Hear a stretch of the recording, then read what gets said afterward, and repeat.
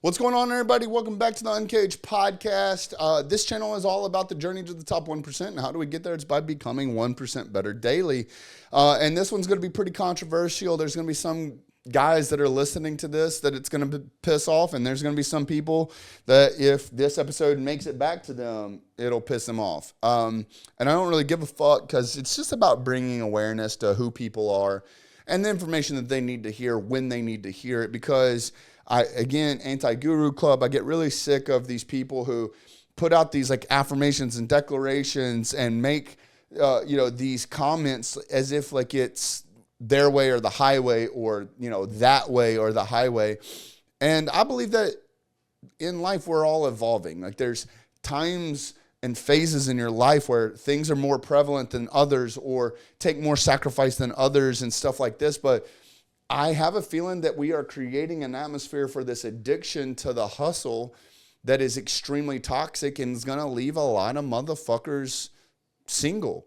And it's going to rob them of enjoyment of life. Now, I'm going to try and get through this episode without saying anyone's name or name dropping or calling anyone out. But like, I hate the fucking like life has to be hard mantra that like a lot of these gurus out here push, because albeit there's going to be some that you can't take certain accolades from. Like there are things that some of these people have done that genuinely you cannot take from them. They fucking did it. And I'm proud of them for that. But to push an agenda or to push like selfish reasonings behind this like whole concept that like life has to be fucking hard.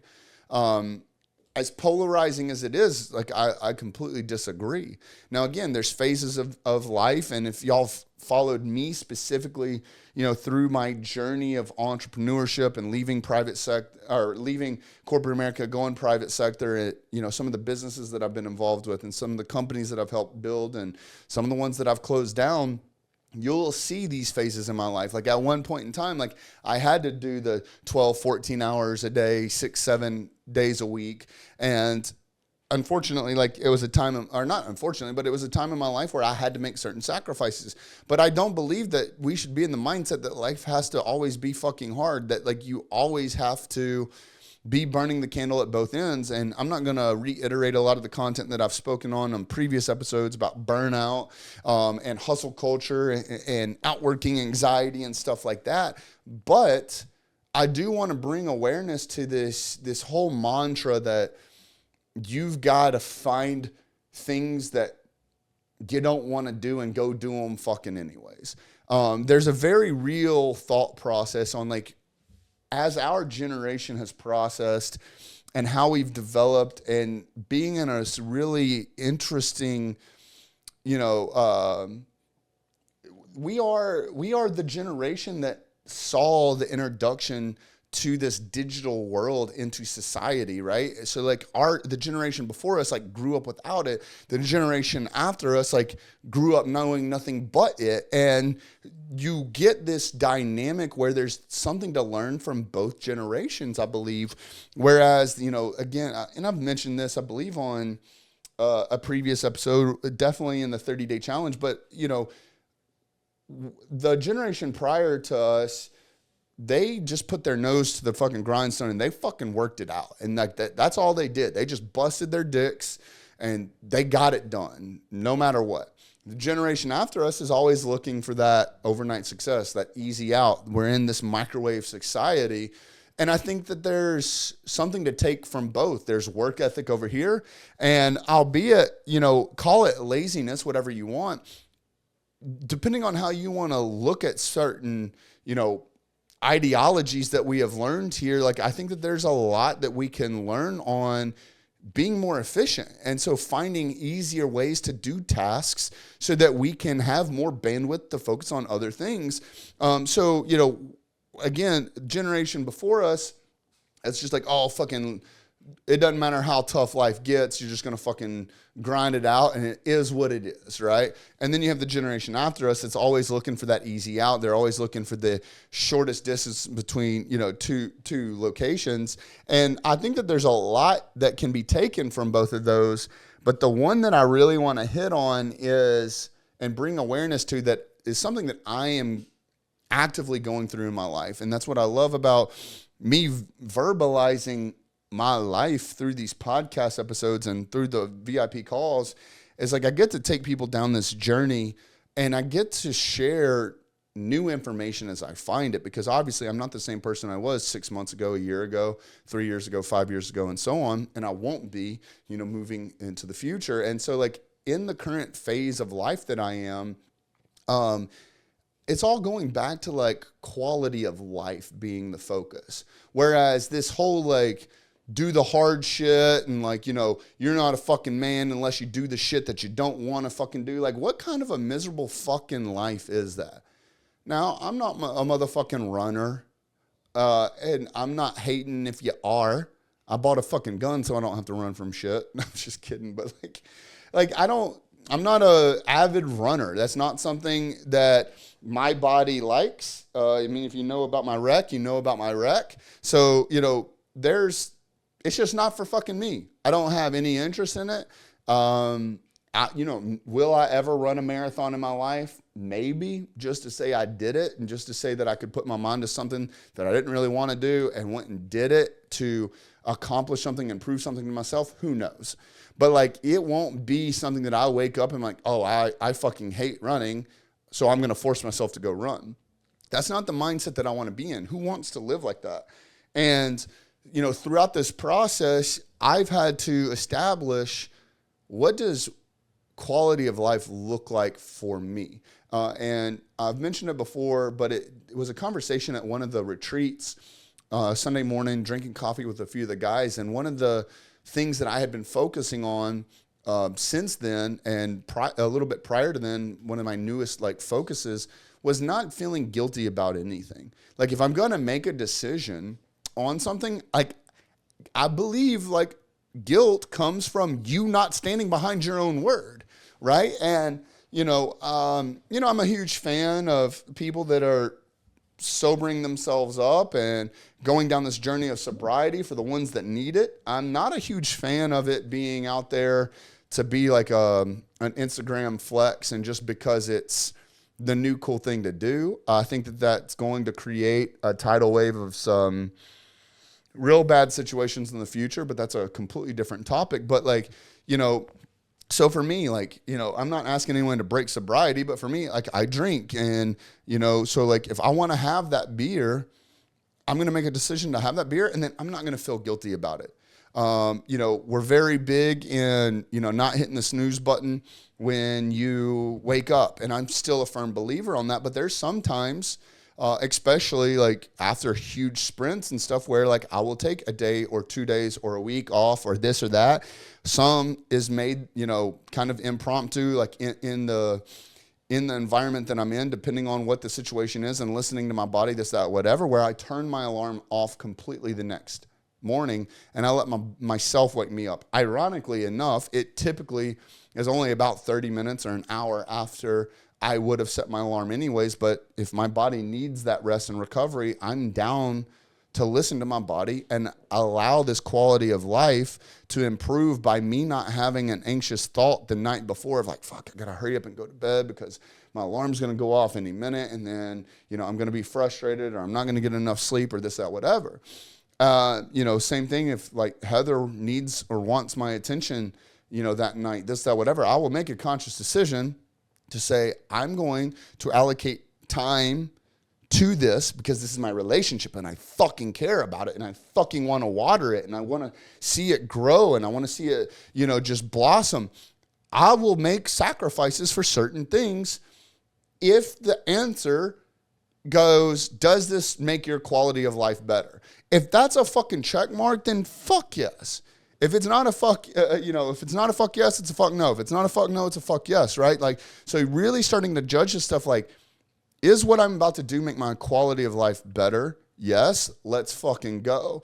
Instead of being like, oh fuck, man, like I gotta do the hard stuff. Like yes, my wife needs me, but I'd rather just be laying there cuddled up with her, just riddled with anxiety and depression because like I know I'm breaking non-negotiables or that I've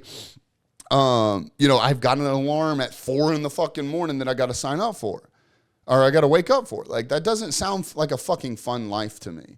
So, like, for me, through this journey of life, like I said, there's been phases. I've had to make sacrifices. At the time of this recording, you know, I'm literally coming out of a sprint. Like, thank God, sprint went about 2 weeks longer than usual. Typically, I'll sprint about 2 weeks out at every 12. So, you know, typical normal schedule for 10 weeks, sprint for 2, yada, yada, yada. But this sprint was about 4 weeks long, maybe even 5. So it's been a tough one. But like, so for me, I understand having phases of my life, but then I also have to understand that like life doesn't always have to be hard. You don't have to force yourself to be fucking miserable to be successful. Like, there are going to be times in your life where it is okay for you to enjoy the fruits of your labor. Like, you know, I hate. So, and again, I could be wrong. This is what I'm seeing that works for me. I like working more efficiently. And so me working more efficiently means, how can I have a stronger quality of life? Because I like enjoying the fruits of my labor. I love it. Why would you not? And fruits of your labor could be many different things for many different people. It could be the quality time with your loved ones. It could be buying something obnoxious that you earned with the revenue and the profits that you produced. Like, it could be retiring your parents. It could be going on that dream vacation. It could be buying the dream house, like whatever the case is. But like, for me, if it's improving your quality of life, like, why is it not? Now, there's smart ways of doing it. I'm not saying, please don't take this the wrong way. I'm not saying going out there and being a fucking idiot. But I'm talking about setting foundations to like truly having a better quality of life. Just, you know, in my own life personally, not only professionally, but personally too. Like, I'm seeing where I'm growing as a person to say, when there's a decision to make, I can check myself. Is this going to improve my quality of life? If it's a no, it's a fuck no. If it's a yes, it's a fuck yes. Like, so that decision to move forward with that project, with that initiative, with that purchase, with that, whatever the case is, whatever that decision is, if it's going to improve my quality of life, and when I say my quality of life, that goes for Heather and Lottie as well. Like, I'm making decisions about my life, thinking about them included, because they are my life. They are a part of my life. So when it comes through this personally and professionally, if it's going to improve quality of life, we're all in. We're going all in. And, you know, we had a really great expert call on the VIP group last night. And one of the things that I asked, you know, Jacob Stoller was the expert. And one of the questions I asked him is, you know, a lot of times you'll see people professionally where they want to go make a hire, and they make the hire, or maybe they don't make the hire because of this, but there's skills that they need to be replacing. But then scarcity mindset kicks in, and an opportunity arises, and instead of passing that off like a good business owner, they are still thinking like an entrepreneur, solopreneur, and in scarcity mindset, and they're jumping on it because like they feel like only they can solve this problem, or whatever the case is, instead of becoming a business owner and being more than just owning golden handcuffs and having a job, and passing it off and allowing someone else to start to grow. You know, that's happened in us as we started scaling. And, you know, many of y'all know our financial history on what happened when we closed down our marketing agency to focus on building Uncaged full time, and the 10 steps back that we took so that in the future we could take 100 steps forward. You know, through that process, like a lot of scarcity mindset decision-making approached itself in my life, where I had to really, really, really think about what decisions I was making, because we were in a tough spot. It was hard to go from making what we were making to literally a tenth of that. And not only that, like taking into consideration personal and professional, you know, expenses and, you know, just fucking life. And not only that, you know, that's on a perfect day. It doesn't even take into consideration the days that come awry and the fires that approach themselves that you have to overcome. So anyways, like we created what we thought was going to be the best move for our family based on quality of life. Now, that quality of life, we knew that we were going to have to weather the storm. We knew that it was going to suck for a long time. But there was light at the end of the tunnel, and that light at the end of the tunnel was a much better investment with that decision than if we had stayed continuously doing the things that we were that had gotten us to where we are. But to move into that next phase of life, we had to take into consideration quality of life. And if you've gone through the 30-day challenge, like, we had to take into consideration our dream life, where you start to break down your dream life and you have your different options. We went through this whiteboard scenario, and, you know, the obviously the path that we were going down wasn't the right decision for us to achieve our dream life once we looked at the other options that were at our feet and weighed the pros and cons. So we ended up making a pivot. But that pivot goes back to the fact that we said, like, is this going to improve our quality of life, or is this going to improve our quality of life? Because if I was stuck in this toxic fucking mindset of, oh, you just got to take the hard road no matter what, like, we would have been stuck doing something else that did not fulfill our true life that we wanted to live. Because I want to wake up every day in a good mood. I don't want to wake up anxious or depressed or stressed or feeling like I'm behind the curveball or feeling like I'm handcuffed to anything. I want to wake up and be in a good mood, because that's going to affect every decision that I make throughout the whole rest of the day. So, like, what options can I be taking that says, does this improve my quality of life? Yes, it does. All right, let's move forward. No, it doesn't. Then there's no reason for us to be having this conversation. And you go on down this process of evaluating things. Is it in alignment with my dream life? Yes. Okay. Will this improve my quality of life? Yes. Let's fucking go. You know, a lot of these people make decisions because they're like, oh, I saw this guy on Instagram that talked about you always got to take the hard road, or you always got to get tough, or whatever the fucking case is. Like, never quit, blah, blah, blah. However, that's not the life that I want to live. If you want to live that life, that's fucking fine. If you want to go run countless miles to get Instagram famous with your toenails falling all off, if that's the life you want to live, perfectly fucking fine to me. That don't interest me at all. I have zero interest in it. Does that make me lesser of a man? I'll let you decide that. But I'd rather have quality of life with myself. I'd rather have quality life with my wife. I'd rather have quality life with my daughter. That's my priorities. It's not everyone's priorities, and that's fucking fine. But if you're in Uncaged, or if you're watching this episode, or if you share those same feelings, like, that, what life do you want to have? Because that's who you need to be listening to. There's people that I look up to, or did look up to, that they might have had quote unquote successes, or they might have gotten certain accolades in things that at one time used to impress me. But then when I evaluated their quality of life, I realized that that's no life that I want to live. And so I reframed who I look up to. I reframed the community that I surround myself with. I reframed my own thought process and the way I make decisions, my decision-making skills of saying, is it on mission to achieve our dream life? Yes. Does it improve our quality of life? Yes.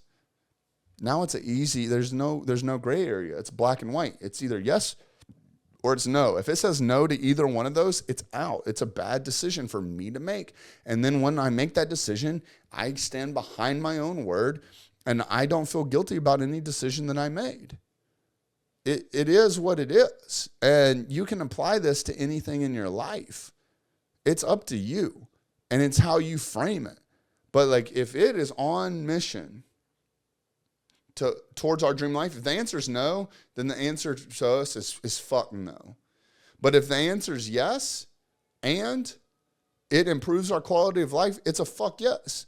I literally have been making these decisions like this in more so over the last few months, especially with, the 30-day challenge and everything. Is all the guys in VIP gone through it. A bunch of the free guys have gone through it.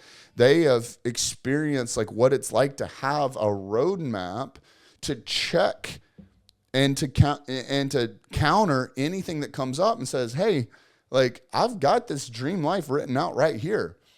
Does this get me closer to it? Yes or no? Because if it doesn't get me closer to it, it only pulls me away because it's going to distract me. It's going to throw me off. It's going to stall me, whatever the case is. So like having these checks and balances are what's important to me at least, and gives me something that helps alleviate some of the pressure of, decision paralysis, because now I have a reference guide. Does this get me closer to my dream life? And does this improve my quality of life? Yes, let's fucking go. No, fuck no. Yes and no, fuck no. It's got to be yes and yes. So like, what are you dealing with right now where there's a decision to make and you keep putting it off because you're like maybe, and now mind you, this can get very, very controversial if you don't have this conversation with your spouse, if you're married, or anyone else that looks at your finances. But like, if you are in a position to afford doing something, personally or professionally, can you afford to buy a house, pay for a house manager? Would that get you closer to your dream life? Would that improve your personal, your quality of life? Yes. Then fucking do it. Can't afford it? Yes, but I can't afford it right now. Okay, what about someone that is an independent contractor or whatever the case is, or a service provider that you can hire out on a fractional scale where they come out a couple times a month or, whatever. Same thing with food, food prep, meal prep, this, that, whatever. Whatever that case is, that's personal. But then professional, making the hire, whether that's hiring a service provider, whether that's hiring an independent contractor, whether that's hiring a VA, whether that's hiring internally and having a new employee, whatever the case is. Does it get you closer to your dream life, and does it improve your quality of life? Because a lot of times we will miss the boat because all we look at is the expense versus the investment, right? We look at, that's $1 going out, but you don't look at the investment into yourself. You don't look at the investment into your wife. You don't look at the investment into your daughter. You don't look at the investment into your quality of life. Same thing professionally. You look at the expense of the labor cost without seeing how much your quality of life inside your organization increases, because now you get to stop doing shit that you don't like and that you're bad at. No one wants to wake up and do shit that they're fucking bad at and that they don't enjoy doing. No man, I don't give a fuck who you are. I don't give a fuck what book you read. I don't give a fuck what guru you listen to. No motherfucking man feels good about themselves when they wake up and their day is full of doing shit that they're fucking bad at and they don't enjoy doing. So stop fucking doing it on your personal life and in your professional life. Start focusing on you. Start focusing on your quality of life. Start ignoring these motherfuckers that talk all these fucking fancy, controversial, polarizing fucking shit on social media, but are fucking miserable pieces of shit in real life. Stop fucking listening to those. Find someone that has a quality of life that you look up to and start listening to them. Fuck. I think I'm just going to end it right there because this is something that I care about. I'm more than happy to chop it up in the comments, hop in the thread, whatever the case is. Like, I want to hear your opinion on it, but like, I'm not a fucking fan that your life has to be fucking miserable in order for you to be successful. So thank you so much for listening to this episode. If you have any questions, hop in, ask it. We'll get it answered. If you haven't yet, join the free group. Get on that 30-day challenge. When you're ready, let's get you up into the VIP program, and we'll talk soon.